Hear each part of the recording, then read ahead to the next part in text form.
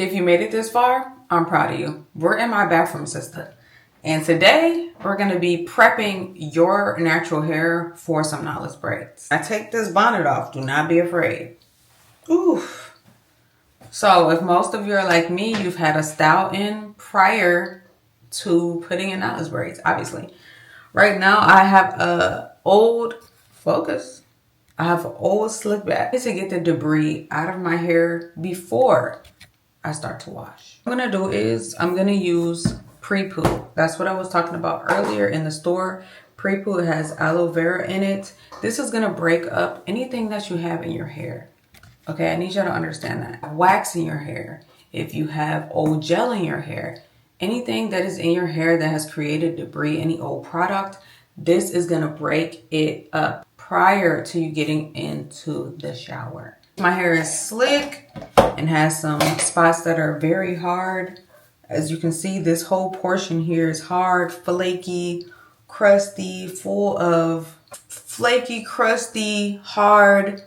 You know, I could add just water to it, but to prevent any breakage at all, and this is also for example, I just recommend PREPOO. You don't have to use PREPOO, but I definitely recommend it if you're taking out quick weave. Any old style that you're about to take out, get a PREPOO. Especially if you're the type of person that is like, I don't know, when I wash my hair, it still has like parts that are dirty. Get the debris out your hair. This is still hard. I'm gonna add some PREPOO to this section right here. Massage that in. Directions. Before cleansing, apply a generous amount to dry hair. Distribute evenly. Use fingers or comb with a detangling comb. Rinse thoroughly for especially dry or tangled hair. Leave in for 15 to 30 minutes before rinsing. That's exactly what I would do. Y'all seen it was crunchy, right? Now I'm able to put my fingers through this. Look at that. It's no longer stuck to my head. I literally can put my fingers through this and like comb it. This part, not so much because I haven't put enough up here. I just put it in this section down here. Let's do it to the whole section right here. Y'all saw how that my hair was stuck to my scalp and now it's not. Evenly distribute. I would say definitely finger comb your hair first. Look at that. It broke up all that gel fast. I can finger comb my hair. I might be able to detangle it too. Yep. And I know a lot of you are probably watching this video like, oh, our hair types are not the same. My hair is very kinky, coily. I get it, sis. But use the PREPOO. I promise you, it's going to help. Debris, anything that's in your hair. And I'm using a generous amount because this whole thing was slicked down up at the top.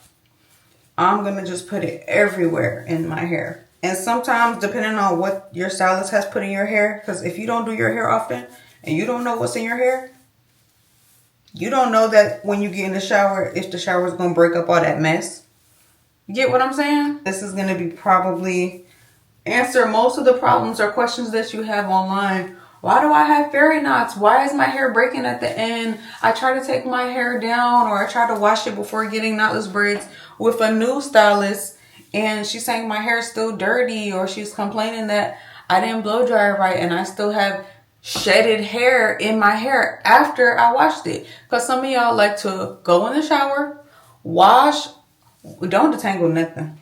Just wash hair that is supposed to shed off of your head and just keep it on your head and then try to blow dry through it. And that's why the blow dryer is getting stuck, is getting knotted, because you are skipping steps.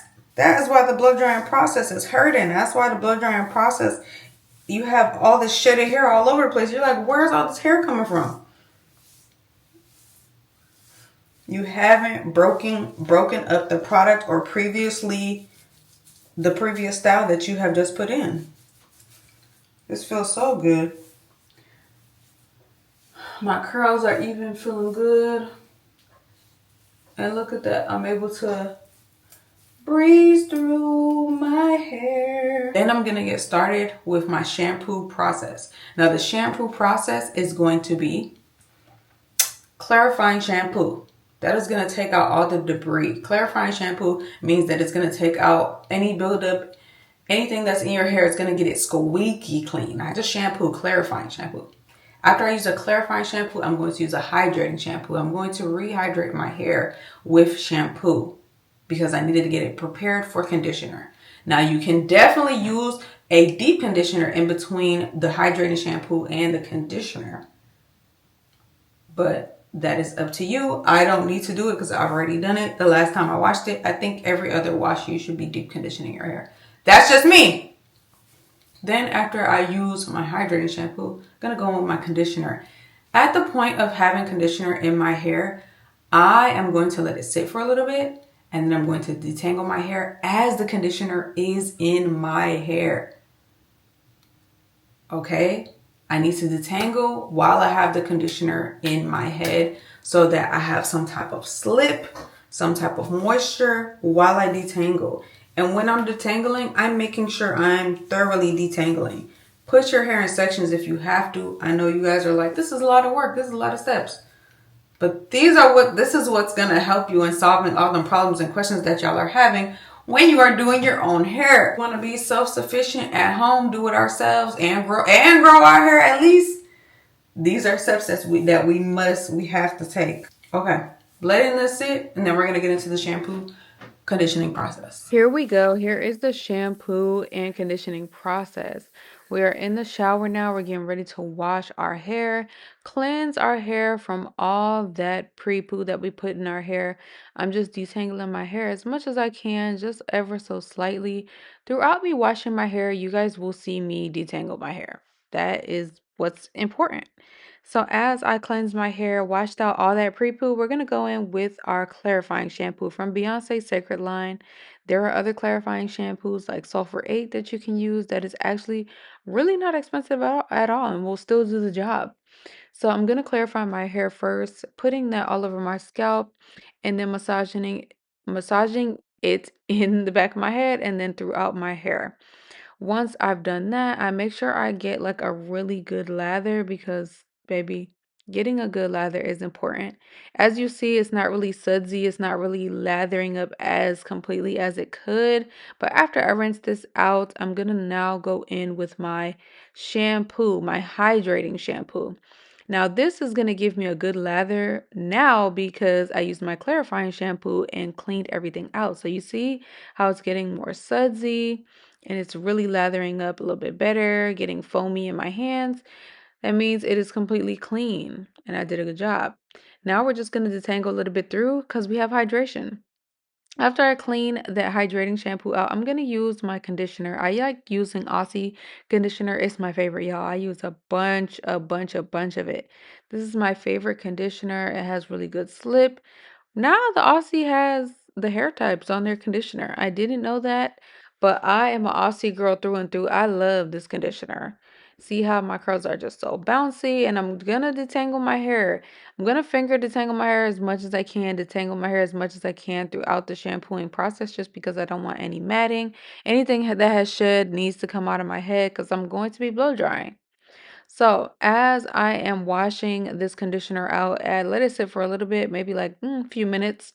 I'm going to detangle from tip to root, not root to tip, but tip to root. So starting from the bottom, working my way upwards with my detangling brush.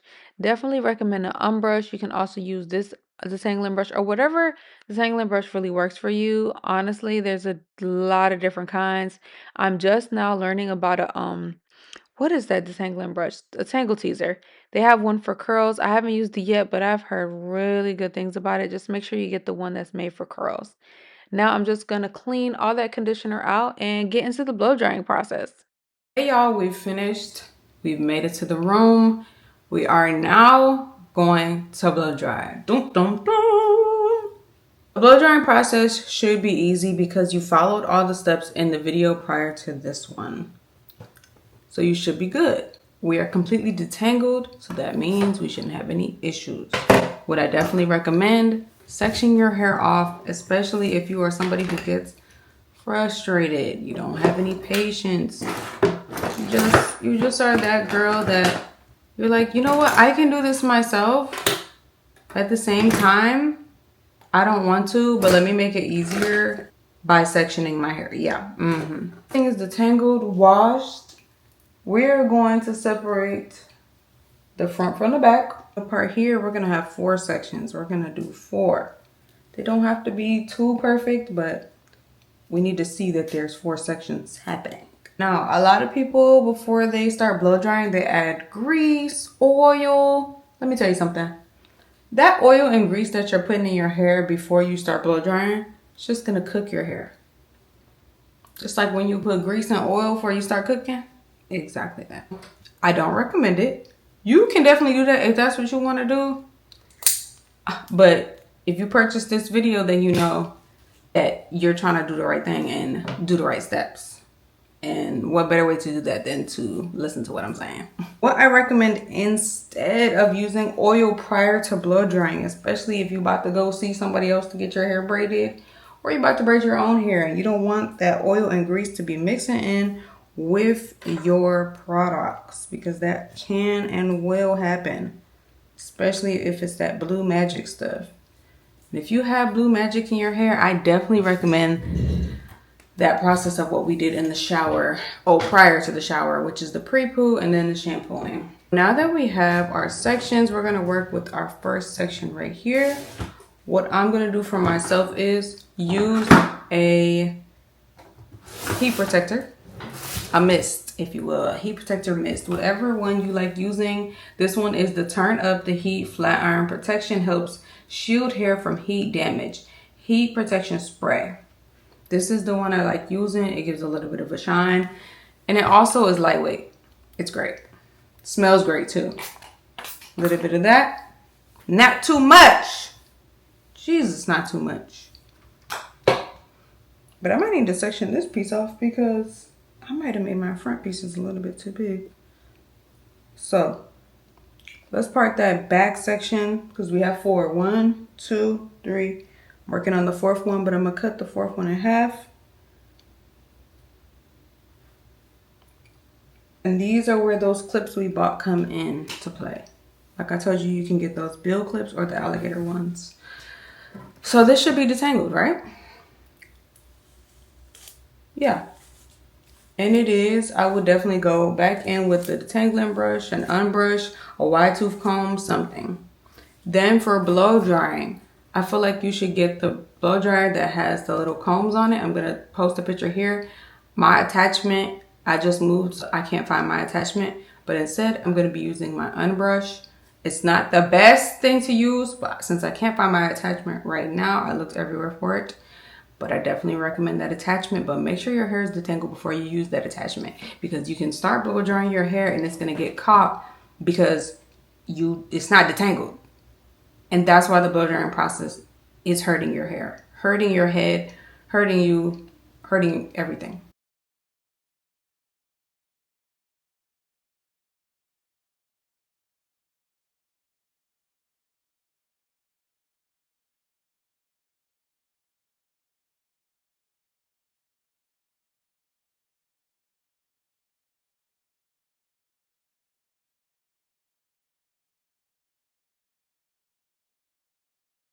Dried, the ends, my ends do need to be cut. I cannot lie to you.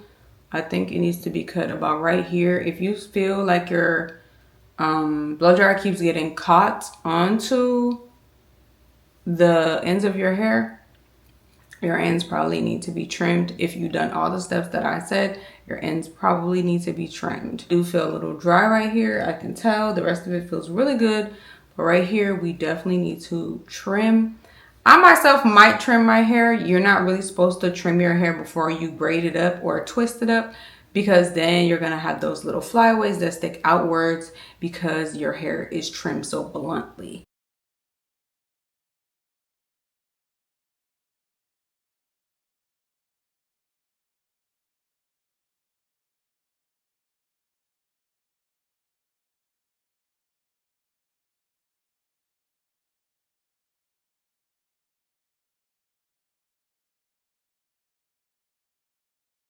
Touch your scalp, make sure that it's not feeling damp. Sometimes when you first blow dry it, you can't really tell if it's still damp or not. So just give it some time to cool off just for a second. And then you can go back in and touch and feel if it is wet. And my hair is slightly damp just in the middle. So I'm gonna let that cool off a little bit, but I'll probably circle back to it